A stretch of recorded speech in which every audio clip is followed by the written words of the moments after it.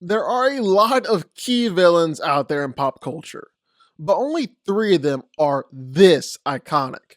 Skulking around in black robes, ready to just conquer the universe and kill all the heroes, just be general top tier baddies.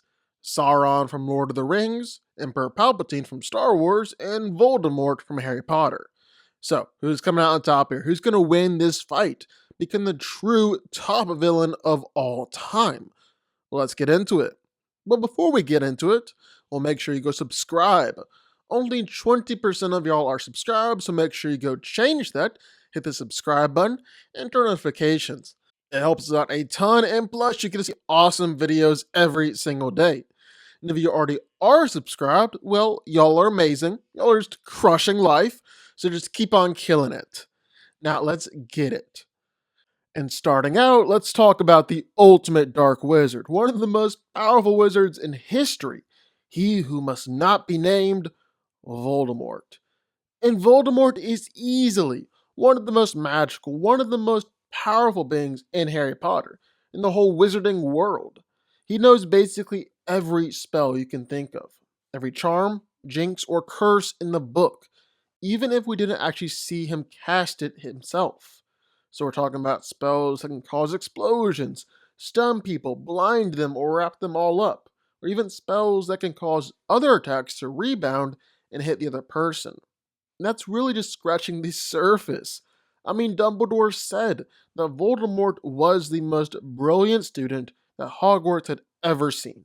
And nowadays, well, Voldemort's magical knowledge is perhaps greater than anyone else alive. So yeah, it's safe to say that he knows pretty much everything about magic spells. It just kind of goes with the territory. He's extremely proficient with the dark arts, being able to send blasts of energy and cause massive explosions. He's a master when it comes to manipulating fire.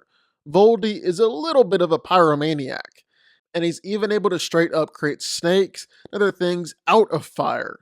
He's powerful when it comes to legamancy, so don't even think about lying to him. He can possess bodies and plant thoughts in an opponent's head. And he can cast powerful shields and essentially block or deflect every spell besides Avada Kedavra itself. Then there are the three unforgivable curses: Crucio, Imperius, and Avada Kedavra. Crucio is an unblockable curse, which can cause some severe pain to the person, even make them feel like their bones are on fire. Imperius is one of the Dark Lord's favorite spells, as it'll allow him to easily control minds and bend someone to his will. Comes in pretty handy when you're trying to raise up an evil army and do other Dark Lord things. Then his favorite and go-to attack, Avada Kedavra. Avada Kedavra is often considered to be one of the most powerful and most evil spells in all of Harry Potter. When used successfully, well, it causes an instantaneous death, a one-shot insta-kill. The killing curse is also an unblockable curse, meaning that other magic can't block or stop the spell. Voldemort honestly is insanely powerful, being able to duel against Dumbledore, one of the most powerful wizards in the Harry Potter universe. And he was even able to destroy the magical barrier protecting Hogwarts that was cast by multiple powerful wizards, and that dozens of Death Eaters weren't powerful enough to get through. Then there are his Horcruxes. Yeah, Voldemort figured out the trick to immortality, splitting his soul into 7 pieces and then placing those souls in all different objects. This kinda makes him immortal, because Voldemort can't truly be killed unless each of these Horcruxes is destroyed first. And then next up, there's Sauron. And he knows a thing or two about creating powerful magical objects, because he's the master and creator of the One Ring. He's a servant of Melkor, who's basically Satan in Lord of the Rings, and Sauron is his greatest and most powerful servant, which will be putting him on the same level as Glaurung, the father of dragons, and Gothmog, the lord of the Balrogs. At his prime, he was the most powerful being in Middle Earth. Even Gandalf, a great wizard on his own, couldn't compare to Sauron. But more importantly, Sauron is a Maya, immortal beings who were around before time itself and powerful servants of the Valar, with the Valar being the godlike beings who were responsible for helping create the universe, for adding into the Song of Anor, as they sang everything into existence. And it's even possible that Sauron himself contributed to this song. Definitely not in the same way that the Valar did, but still, somewhat helping to create the whole universe. Sauron could control and manipulate fire, with flames and heat radiating from his body. He can control the weather itself, sending darkness and storms out in front of his armies whenever they marched. Can control the mountains and the earth itself. Like, just his presence is enough to cause Mount Doom to erupt, and he caused massive storms and waves to destroy Numenor. He's a master manipulator, can break minds and bend wills to his own, even straight up possess others. All things that come in really handy if you're evil and want to rule the world. And all this is wrapped up in his one ring. The ring was forged in the fires of Mount Doom, and Sauron actually put a lot of his own power into the ring. It basically amplifies his powers, allowing him to peer into the minds of the other ring bearers and control their thoughts. And it's even so pervasive that Sauron's mind domination powers is in the ring itself. That's why it's so hard to destroy the ring, because you're fighting against the ring itself and Sauron himself. Even people like Gandalf and Galadriel have to refuse the ring, because everyone would eventually break and succumb to Sauron, even the strongest of wills. He's also got the ability to not just dominate others' wills, but project his own. It's what allows him to control all his armies of orcs and trolls without ever even leaving his tower. Then last but not least, Darth Sidious, Emperor Palpatine, the most powerful Sith Lord of all time. He rose his way up through the Galactic Senate, mastering politics and manipulation until he ended up becoming the Supreme Chancellor of the Senate, which made for an easy transition into becoming the Emperor of the Galactic Empire. Ultimately, he was the dude that caused the Clone Wars. He eradicated the Jedi almost entirely, created the largest empire the galaxy had ever seen, and nearly succeeded in squashing out all rebellion. And all the while, Palpatine was pulling the strings behind the scenes as Darth Sidious, the most powerful Sith master to ever live, and the most powerful being in the galaxy. Sidious is a master of the Force, just an absolute master. He's become a Force Nexus being. He has essentially unlimited Force powers.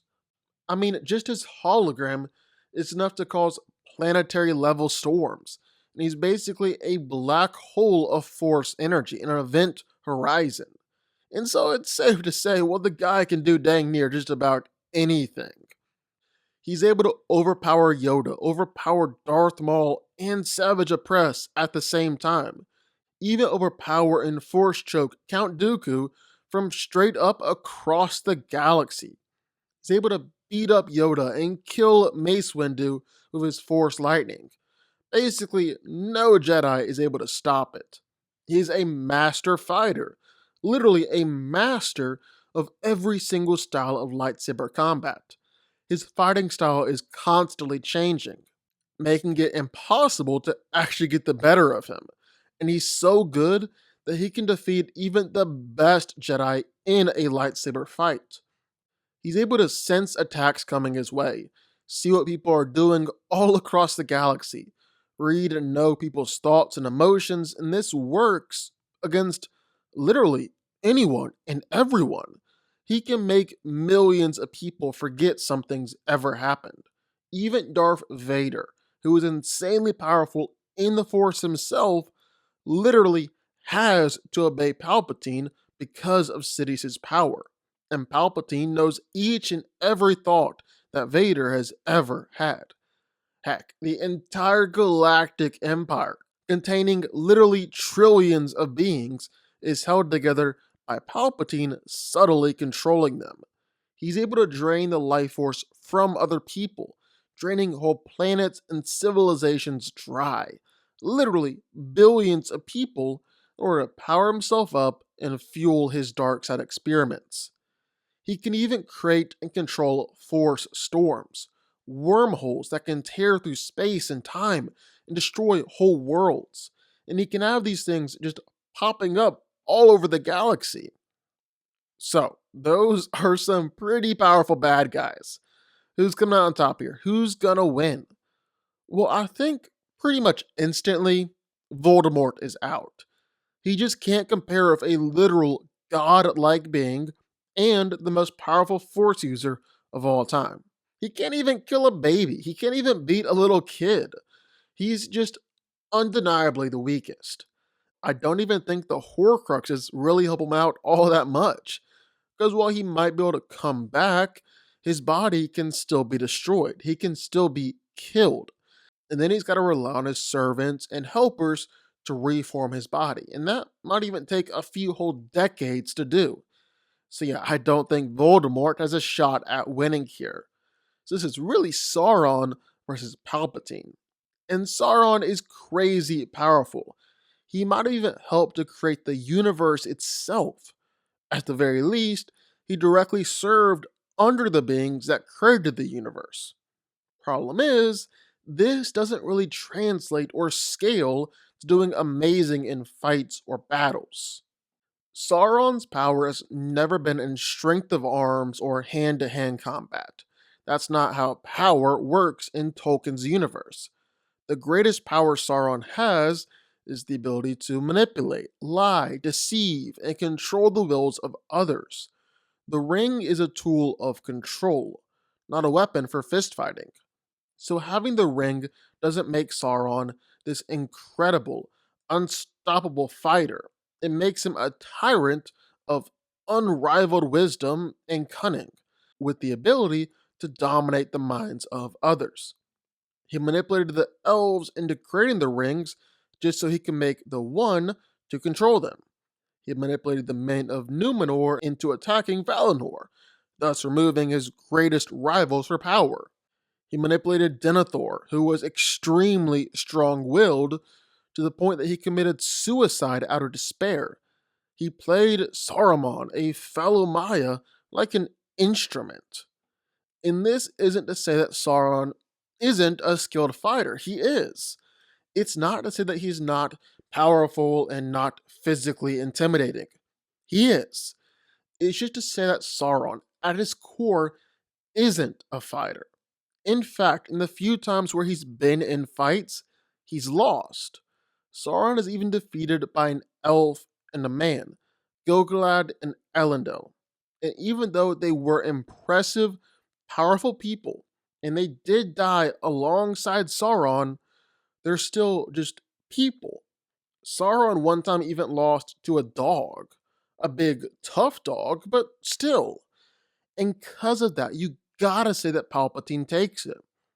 Palpatine, at his best, is able to destroy planets. He's the most powerful being in the galaxy, a master of the Force. And I think he could beat Sauron in an actual fight. It might be a different story on if Sauron could manipulate Palpatine or not, if he could give Sidious a ring and break his will. But in an actual fight, Darth Sidious is taking that one. Emperor Palpatine wins.